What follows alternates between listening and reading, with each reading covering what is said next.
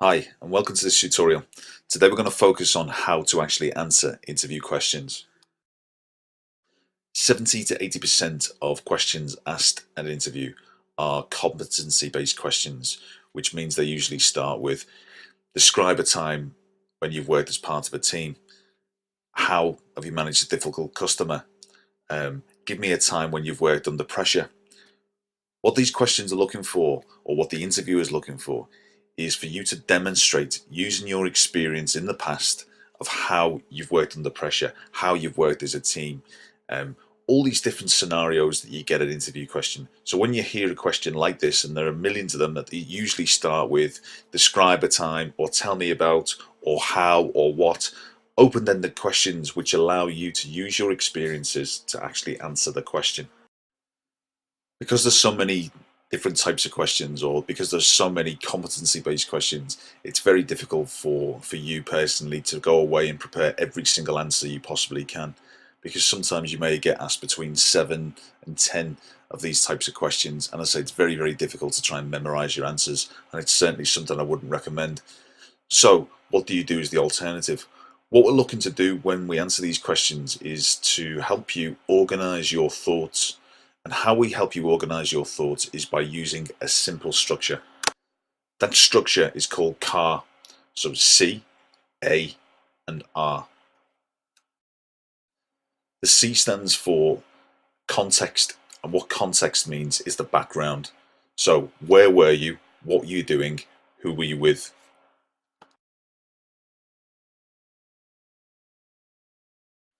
The A stands for action. So action basically means what did you do?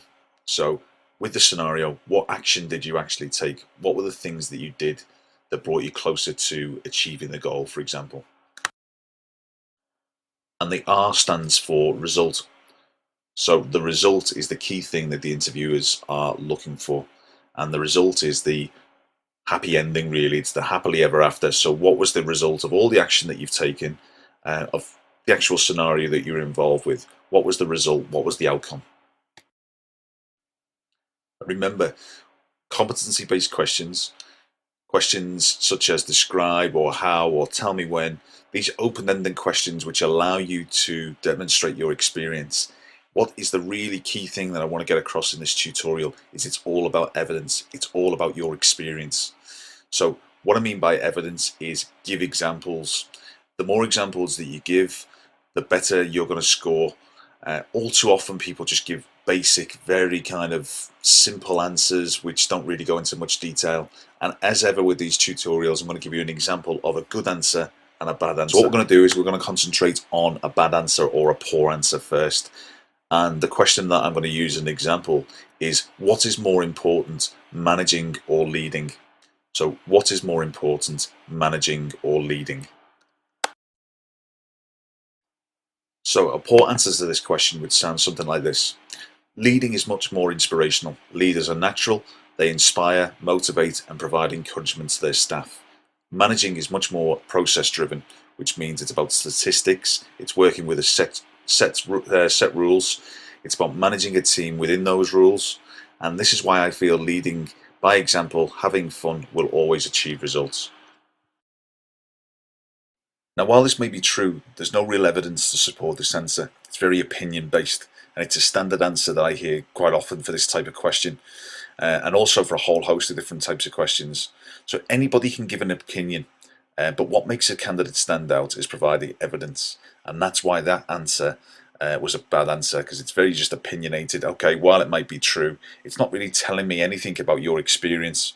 So if you get asked a competency-based question, make sure you give it an answer. Make sure you use an example from the past, from your own experiences. Now, if you feel that you just started out in your career, use examples from school or college. Now we're going to use, or we're going to look at an actual positive answer to the question, so a good answer. Now, to give a good answer to the question, what is more important, managing or leading? We're going to start off with the car. So the context, it's the background. So where was I? What was I doing? What was the situation? Whilst I was working for my previous employer, I was given the responsibility of a sales manager's role. for 6 salespeople, all relatively junior, ranging from 6 months to a year's experience. It was working for an insurance company, selling products to small SMEs. As the team were relatively new to sales and working in a competitive environment, there was a lot of pressure, especially for sales figures, and results were played out on electronic scoreboards so everybody could see them around the building. The action that I took to lead and to demonstrate how to sell with this relatively new team was I set something up called a massive action day, where we focused on gaining appointments, which in turn would lead to more sales. As many of the team were new to the business, they had a lot of fear and were still learning. Part of my role, as I say, was leader, was instead of managing them and telling them what to do, I actually got involved with them. I spent just over an hour with each person. I was on the phone, I was coaching on some calls and making appointments on others. Their feedback has been great, as they received such a boost in confidence to know that I was not scared to get involved and make appointments with them. It was important so that they could see how I approached calls, how I gained appointments. Rather than just telling them what to do, I demonstrated it. The results were fantastic. And as a new team, a new team in sales, we went from being 6 out of 7 to being consistently number 1 for 11 out of 13 months. This is why I feel leading, involvement, showing a positive interest in my people is much more rewarding. My job is to lead, and hopefully what this answer demonstrates is that I am a leader and I can get results. And what I'd like to show you now is evidence of those 11 months. And in front of me here, I have actually the evidence of all the sales reports during that period of time to show how we went to number 1 out of 7 teams. So why is this a good answer? Now you can see hopefully where we've used CAR. So CAR, if you remember, is the background, it's the context. So the C stands for context. Where were we? What were we doing? What was the role? So in the example, it was a sales manager taking over a new team, people who had never really been in sales, people who were fearful. So what you're doing is you're painting the picture, you're painting the scenario for the interviewing panel. So that's CAR, that's the context. The action was, what did you actually do? That's all it is, action. What did you do? What was your role? What is your part in this? So you can see from the answer that this person set up something called Massive Action Day, focused on gaining appointments, teaching, demonstrating. This was all about leadership. And what this person was doing is saying, this was the action that I took, and this is why I believe in leadership. The result. So what was the actual result? So what was the happy ending, if you like? So this is a person who took a team from being 6 out of 7 to being number 1 for 11 out of 13 months. So that's a really impressive track record. So what they're doing is they're actually demonstrating that they can lead.